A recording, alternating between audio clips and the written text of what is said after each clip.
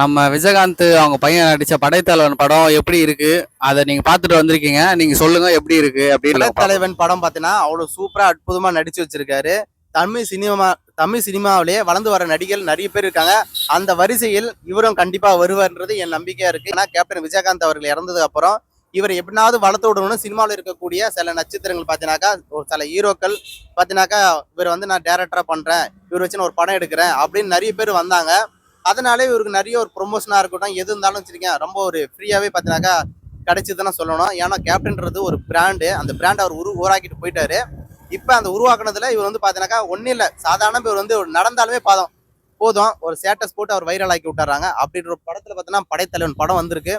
ஒரு ஃபைட் சீனா இருக்கட்டும், லவ்வா இருக்கட்டும், கிராமத்துல நடக்கக்கூடிய ஒரு கஷ்டங்கள், துன்பங்கள், வேதனைகள் அத்தனையும் பார்த்தீங்கன்னா அந்த படத்துல ஒரு சிம்பிளா ஒரு 2.5 மணி நேரத்துல சூப்பரா சொல்லிடுறாங்க.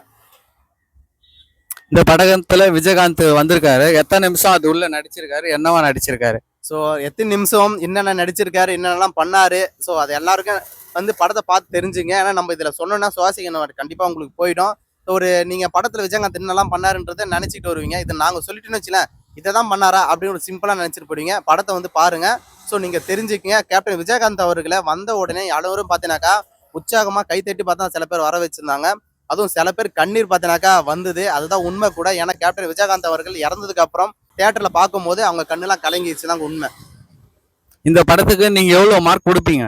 இந்த படம் மார்க் கொடுப்பணும் பாத்தீங்கன்னா மினிமம் ஒரு 10க்கு 10 கேக்குறீங்களா, 100க்கு 100 கேக்குறீங்களா?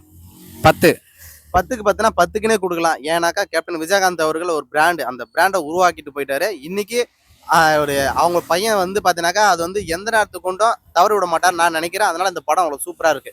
இந்த படம் எப்படி எதை வச்சு சென்டிமெண்ட்ல காட்டுது? அப்பா சென்டிமெண்டா, அம்மா சென்டிமெண்டா, இல்ல ஏனையா, இல்ல கிராமமா, கிராமத்துல இருக்கக்கூடிய ஒரு சண்டைய ஒரு கிராமத்துல பாத்தீங்கன்னாக்கா எல்லாரும் வாழ்ந்துட்டு இருப்பாங்க.